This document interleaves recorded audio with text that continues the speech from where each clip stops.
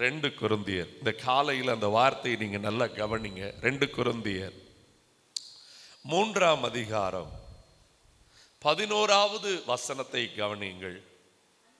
அன்றியும் ஒளிந்து போவதே மகிமை உள்ளதாய் இருந்ததே, ஆனால் நிலைத்து இருப்பது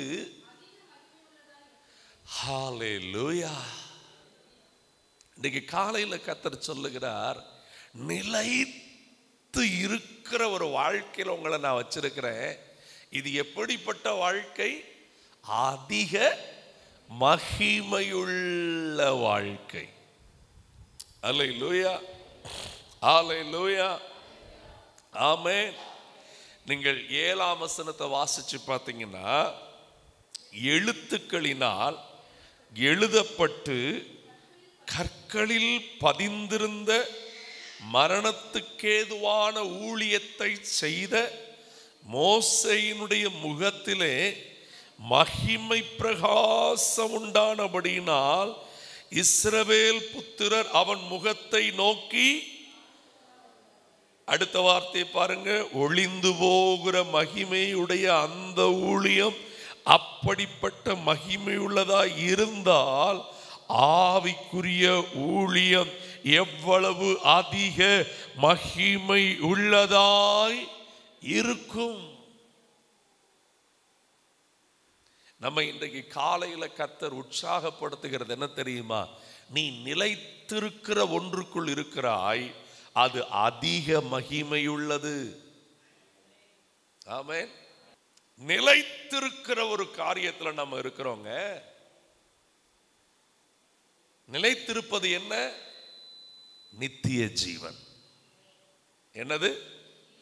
நித்திய ஜீவன். எங்கே துவங்குகிறது? பழையவைகள் எல்லாம் இந்த எல்லாவற்றையும் புதிதாக்கினது என்னது? என் இயேசு கிறிஸ்துவின் ரத்தம். இப்ப நெஞ்சில கையை வச்சு சொல்லலாம், என்னை அந்த புது உடன்படிக்கையின் ரத்தம் கழுவி இருக்கிறது. என்னுடைய சரீரத்தை கழுவி இருக்கிறது, என் ஆத்துமாவை கழுவி இருக்கிறது, என் ஆவி அந்த இரத்தத்துக்கு உட்பட்டு இருக்கிறது. ஆமென், ஹல்லேலூயா, ஹல்லேலூயா, ஆமென். நாங்கள் நிலைத்திருக்கிற அந்த பாதைக்குள்ள வாழ்ந்துகிட்டு இருக்கிறோம். ஆமென். இந்த பகுதியில் நீங்க படிக்கும் போதே நல்லா தெரியும், நியாயப்பிரமாணம் முடிந்து வைக்கப்பட்டு விட்டது. இயேசு கிறிஸ்து நியாயப்பிரமாணத்தின் நிறைவாய் இருக்கிறார். பைபிளை படிக்கிற பிள்ளைகளுக்கு இது தெரியும். இந்த காலகட்டத்தில் மேலோட்ட கிறிஸ்தவர்கள் தான் பெருகி போயிட்டு இருக்கிற காலம் ஆகிடுச்சு. ஆமென். என்னதான் சொன்னாலும் இம்மைக்காகவே இயேசுவை பின்பற்றுகிற கூட்டமாகவே பெரும் கூட்டம் இருக்கிறது.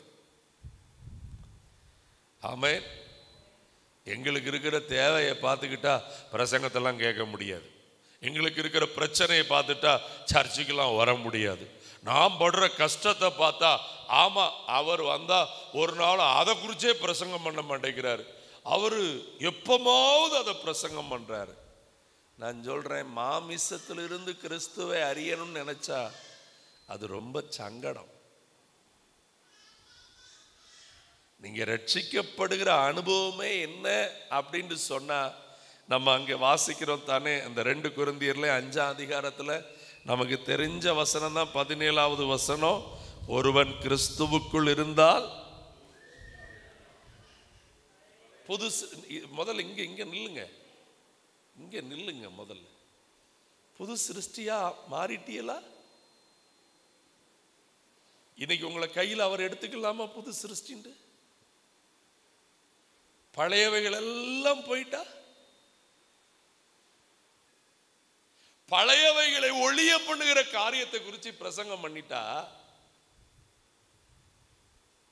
பலருக்கு பெரிய சங்கடமாவே இருக்கு. நான் சொல்றேன், பழைய மனுஷனை எவ்வளவு நாள் சுமந்து திரிவீங்க? இன்னும் பழைய அந்தரங்க பாவங்கள், இன்னும் பழைய அந்தரங்க கோபங்கள், இன்னும் அந்த குறிப்பிட்ட நபரை பார்த்தா அந்த அருவருப்பின் சிந்தை, இன்னும் அந்த பழைய காரியங்கள் நம்மளை விட்டு என்ன பண்ண மாட்டேங்குது.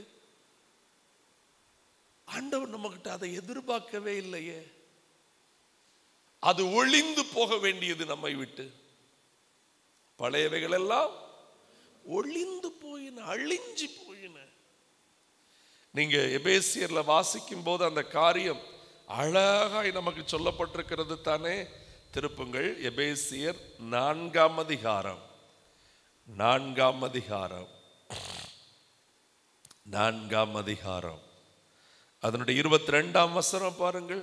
அந்தபடி முந்தின நடக்கைக்குரிய மோசம் போக்கும் இச்சைகளினால் கெட்டு போகிற மனுஷனை நீங்கள் உங்கள் உள்ளத்தில் புதிதான மெய்யான நீதியிலும் தேவனுடைய சாயலாக சிருஷ்டிக்கப்பட்ட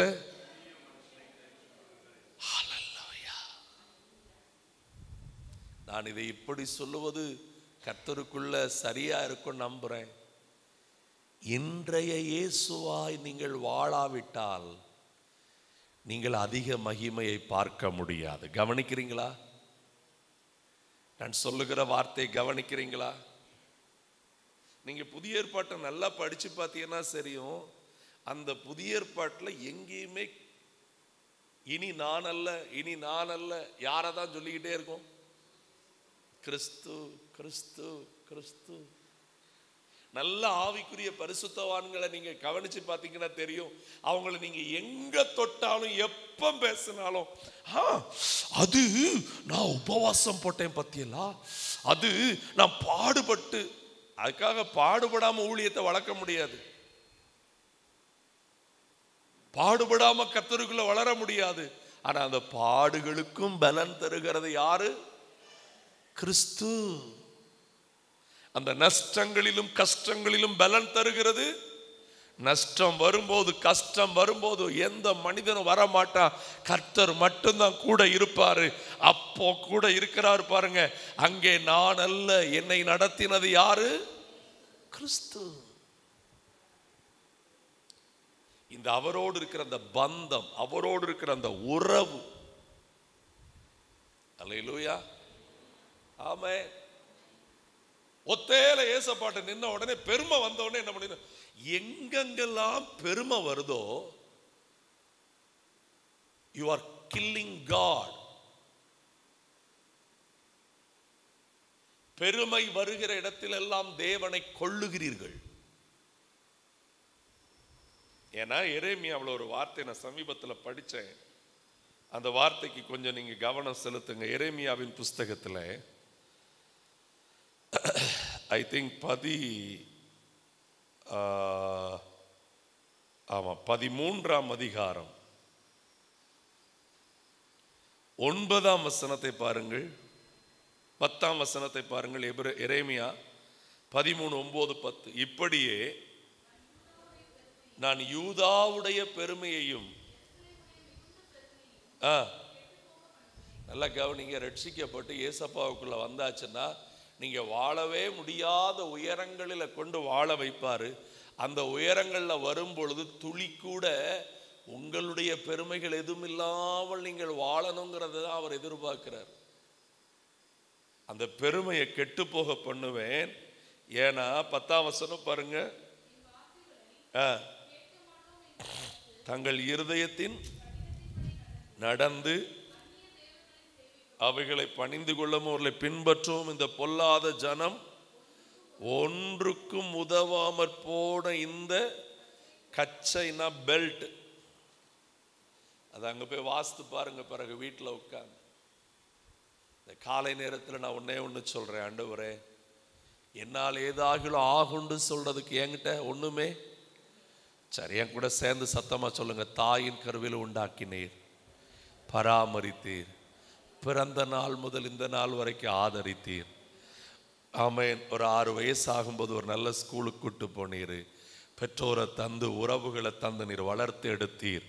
ஆமென். நீர் தான் எனக்கு அறிவை, சாமர்த்தியத்தை, கிருபையை தந்தீர். எனக்கு நான் என்று சொல்லுகிறதுக்கு ஒன்றுமே ஒன்றுமே என்னால் உண்டானது, என் பெற்றோரால் உண்டானது. என் பெற்றோர் எல்லாம் நீங்க தந்ததுல எங்களை கவனிச்சுக்கிட்டாங்க. நீங்க தந்ததுல எங்களை கவனிச்சுக்கிட்டாங்க. பெற்றோரை அநேக நேரத்தில் கர்த்தர் தந்ததுல பிள்ளைகளை கவனிச்சோன்னு சொல்லுங்க. ஒரு நாளும் நான் வளர்த்தேன், நான் பார்த்தேன். ரொம்ப வருத்தமா இருக்கு சில வீடுகள்ல. அதனாலதான் எனக்கு வேதனையோட சத்தம் போடுறேன். நான் வளர்த்தேன், நான் பார்த்தேன். எனக்கு அதான் விளங்கல. சில நேரம் 19 வருஷம் ஆக போதடா ஊழியத்துல, நீ இந்த ஊழியத்தை இல்லப்பா நான் ஒன்றும் பண்ணலை. ஒத்த செங்கல் இல்லாம ஏசப்பா கையை பிடிச்சிட்டு இந்த ஊருக்கு வந்தேன். அன்னைக்கு எத்தனை ஆத்துமாக்கள் இருப்பாங்கன்னு தெரியாது, எப்படி ஊழியம் இருக்குன்னு தெரியாது. இது எல்லாம் நான் பியூரா சொல்ல முடியும், 100% கிறிஸ்து. அந்த கிறிஸ்துவின் சிந்தை உள்ளவர்கள் தான் டிராவல் பண்ண முடியும். அதுதான் மகிமையை நோக்கி நடத்தும். அல்லேலூயா. எங்களால் உண்டாயிற்று, நாங்க தான் சர்ச்சில் இல்லாம அப்படின்னு சொல்ற நபர்களை நான் சர்ச்சில் விரும்புறதே கிடையாது, என்கரேஜ் பண்றதே கிடையாது. இல்லையா, கிருபையா கொண்டு வந்தார், ரட்சித்து கொண்டு வந்தார், எங்களை நடத்தினார். எங்களுக்கு அவர் கொடுத்த ரட்சிப்புக்கு முன்னாடி நாங்க அவருக்காய் செயல்படுகிற செயல்பாடுகள் எல்லாம் ஒன்றுமே இல்லை. எல்லாம் அவரிடத்துல வாங்கி அவருக்கு கொடுக்கிறோம். ஒன்றும் எங்களால் உண்டானது. அந்த சிந்தை தான் ரத்தத்துக்குள்ள ஓடிக்கிட்டே இருக்கணும். ஒரு பொருட்டு நினைச்சாச்சுன்னா ஆண்டவர் ஒரு உருட்டு பண்ணிடுவார். சொல்லுங்க, நான் ஒரு பொருட்டு நினைச்சாச்சுன்னா, ஆமா கவனிங்க, நல்லா கவனிங்க. பேதுரு தன்னை ஒரு பொருட்டு என்று நினைத்து விட்டான். கலாத்தியர்ல வீட்டில் போய் படிச்சு பாருங்க. யூதரோடு சேர்ந்து மாயம் பண்ணினானாம். அவனை உருட்டிட்டாரு. யாரை எடுத்துட்டாரு? பவுலை எடுத்துட்டாரு. பவுல் கடைசி வரைக்கும் தன்னை ஒரு பொருட்டுண்டே சொல்லல. எருசலேம் திருச்சபை, பெந்தேகோஸ்தே அனுபவத்தை பெற்ற திருச்சபை, பெந்தேகோஸ்தே உபதேசத்தை அல்ல. That is not in the Bible. Pentecostal experience is in Bible. Always இதை கொஞ்சம் ஹேங் பண்ணுங்க. ஏன்னா நம்ம ஆட்கள் இதை விட்டுட்டு வேற எதையும் ஹேங் பண்ணிருந்தாங்க. We have Pentecostal experience, heavenly Holy Spirit experience. அதை வாங்கின திருச்சபை அங்கே கிரேக்கர் யூதர்னு கொண்டு வந்துடுச்சு. நடந்தது என்ன தெரியுமா? எருசலேம் திருச்சபையை உருட்டி விட்டுட்டு அந்தியோகியாவை கிறிஸ்தவர்கள் இருக்கிற இடம் அவர் பேர் வாங்க வச்சுட்டார். சொல்லுங்க, நான் ஒரு பொருட்டு நினைச்சாச்சுன்னா என்னைய ஒரு உருட்டு உருட்டிட்டு ஏலி 40 வருஷம் வந்தியானாலே ஜோமண்ணி அண்ணாலே நீ என்ன குடிச்சிருக்க, இவன் குடிச்சிருக்கிற மாதிரி இருக்கான். யாரு? ஏலி தாத்தா. தன்னை ஒரு பொருட்டு நினைச்சா அவனை ஒரு உருட்டு உருட்டிட்டு தான் குட்டி சாமுவேல்கிட்ட போய் பேசினார். எங்க நின்னாலும் சொல்லுங்க, நான் ஒன்றும் இல்லை ஆண்டவரே.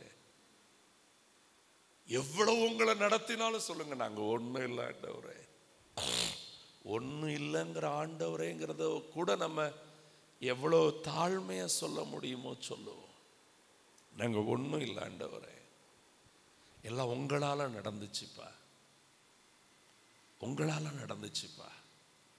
இந்த அதிக மகிமையை கொண்டு வரக்கூடியதை நீங்க பெற்றுக்கொள்ளணும் அப்படின்னா அந்த 2 கொரிந்தியர் 3 வந்துருங்க. முக்கியமா 3 காரியம் நமக்கு தேவை. 1, 6ஆம் வசனத்தில் இருக்கிறது புதிய உடன்படிக்கை. எல்லாரும் சொல்லுங்க.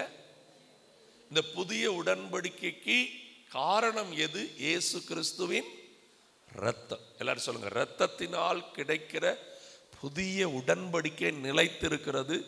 அந்த உடன்படிக்கைக்கு உள்ள எனக்கு அதிக மகிமை காத்திருக்கிறது. இந்த அதிக மகிமைனா ஒரு விளக்கம் என்ன சொல்ல தெரியுமா? பெரும் சிறப்பு. எல்லாரும் சொல்லுங்க. அல்லேலூயா. வெறும் தண்ணீரை திராட்சரசமாய் மாற்றி முந்தின ரசத்தின் ருசியை காட்டிலும் பிந்தின ரசத்தின் ருசியை பெரும் சிறப்பா மாற்றிட்டார். அல்லேலூயா. கல்லறையில் உட்கார்ந்திருந்த ஒருத்தனை அதிக மகிமை வந்த உடனே எல்லாரும் ஊரே பார்த்து பயப்படுற அளவுக்கு மகிமையான வஸ்திரம் தரித்து உட்கார பண்ணிட்டார். இப்படி எக்கச்சக்கத்தை நீங்க பைபிள்ல படிக்க முடியும். இயேசு உள்ள வந்துட்டா என் வாழ்க்கையை அதிக மகிமை உள்ளதா மாற்றுவார்.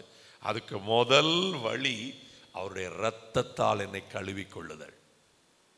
தினந்தோறும் கழுவிக்கொள்ளுங்கள். நேரம் அமையும் போதெல்லாம் சொல்லுங்க, ரத்தம் ரத்தம் ரத்தம் ரத்தம் ரத்தம் ரத்தம், அன்பு நிறைஞ்ச ரத்தம். இதை சொல்லும் போது நான் சந்தோஷப்படுகிறேன். The blood completely with His love.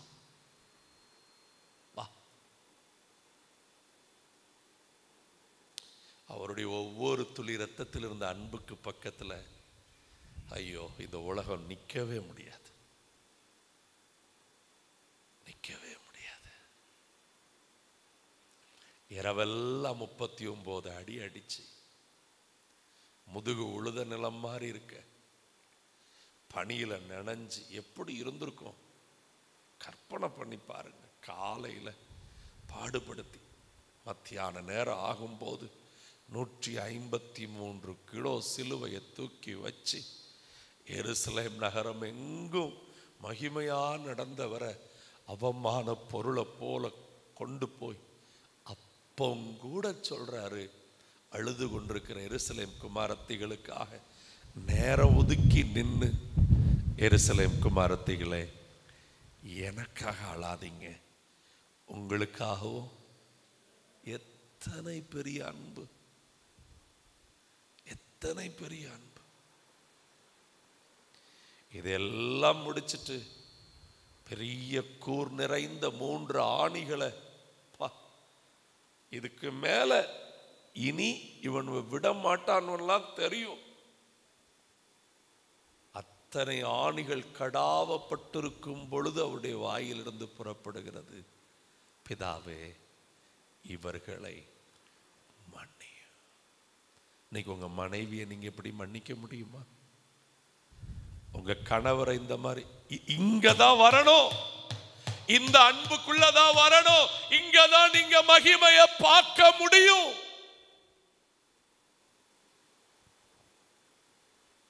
இல்ல நான் பழி வாங்காம விட மாட்டேன், அது பழைய பேய். நான் ரிவெஞ்ச் செத்தா கூட பரவாயில்ல, செத்துட்டீங்க செத்துட்டீங்க. அன்பு.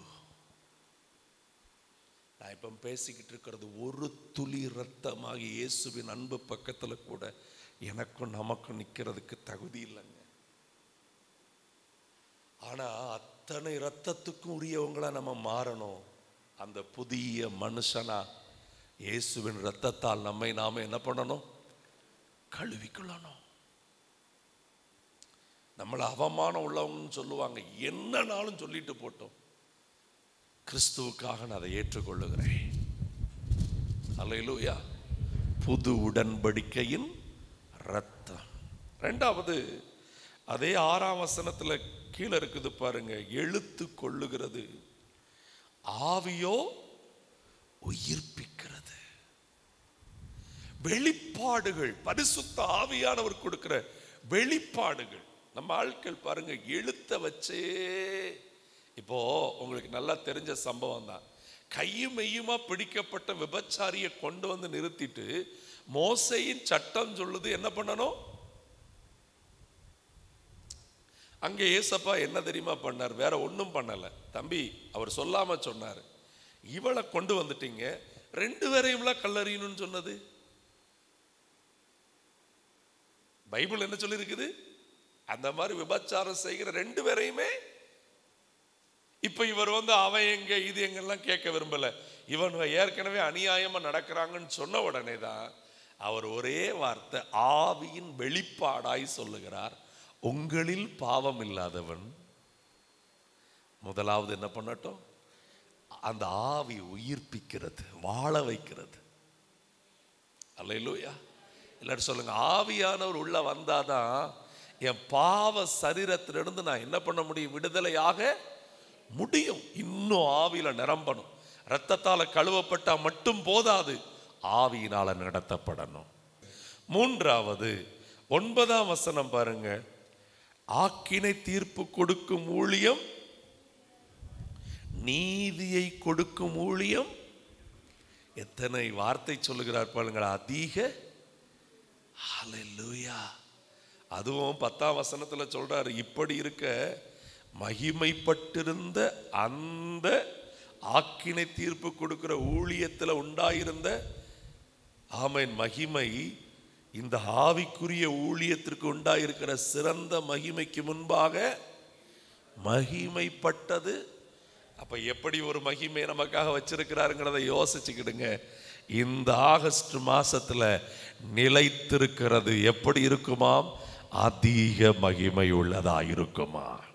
ஹல்லேலூயா. அப்படியே முழங்கால் படியிடுமா ஆண்டவருடைய பாதத்துல. ஆண்டவரே, இந்த அதிக மகிமையை இந்த மாதத்தில் நாம் பெற்றுக்கொள்ளணும். இந்த அதிக மகிமையை நாம் பெற்றுக்கொள்ளணும். ஆண்டவரே, பெரும் சிறப்பு உள்ள வாழ்க்கையை நாங்கள் பெற்றுக்கொள்ளணும். ஆண்டவரே, அதிக மகிமையுள்ள ஆசீர்வாதங்களை நாங்கள் பெற்றுக்கொள்ளணும். எங்களுக்கு நீங்கள் உதவி செய்யுங்க, எங்களுக்கு நீங்கள் உதவி செய்யுங்க, எங்களுக்கு நீங்கள் உதவி செய்யுங்க. ஆண்டவரே, வேறு உலக மகிமை அல்ல, மனுஷருக்குள்ள வருகிற மகிமை அல்ல, தேவனாலே எங்களுக்கு வருகிற மகிமை நாங்கள் வாஞ்சிக்கிறோம். நிலைத்திருக்கிறது அதிக மகிமை உள்ளதா இருக்குமாமே என்று நீர் எங்களுக்கு சொல்லி இருக்கிறீரே.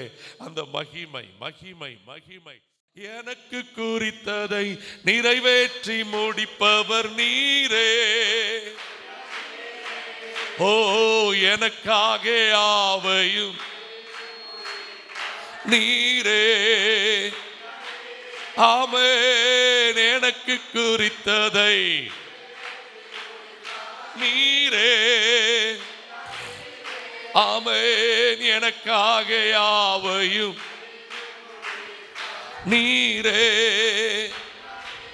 ஓ அப்பா, உமக்கு ஸ்தோத்திரம். அன்பே உமக்கு ஆசீர்வதிக்கும் பரலோக பிதாவே, இந்த காலையில மனதார உங்க பிள்ளைகளை ஆசீர்வதிக்கிறேன் அப்பா. அதிக மகிமை உள்ளதா இருக்கிற அந்த நித்திய ஜீவ பாதையில ஒவ்வொருவரை கர்த்தர் நடத்துகிறதுக்காக நன்றி. இந்த மாதத்துல இவங்க அந்த அதிகத்தின் மகிமையை பார்க்கட்டும். அவங்க தனி ஜெபத்துல, வேத வாசிப்புல, தொழிலில், குடும்ப காரியங்களில், எல்லாவற்றிலும் அந்த அதிக மகிமையை எங்கள் கண்கள் பார்க்கட்டும். அன்றைக்கு மோசேட்ட இருந்து வெளிப்பட்ட மகிமையை பார்க்க முடியாதபடிக்கு அவங்க முக்காடு போட்டதை விட எங்களுக்குள்ளும் எங்கள் மூலமாய் வெளிப்படுகிற கர்த்தருடைய மகிமை அப்படியே எங்கள் குடும்பத்தில் எல்லா எல்லையிலும் அந்த மகிமையை வெளிப்படுத்த போகிறதுக்காக உமக்கு நன்றி அப்பா. உம்முடைய ஆளுகைக்கும் பிரசன்னத்துக்கும் நாங்கள் ஒப்பு கொடுக்கிறோம். கர்த்தர் நீர் எழுந்தருளும், காத்து கொள்ளும். இயேசுவின் நாமத்தில் வேண்டிக் கொள்ளுகிறோம் எங்கள் நல்ல பிதாவே, ஆமென். சேர்ந்து சொல்லுங்கள். என் ஆத்துமாவே, என் முழு உள்ளமே, என் ஆத்துமாவே கர்த்தரை ஸ்தோத்திரி, கர்த்தருடைய மறவாதே.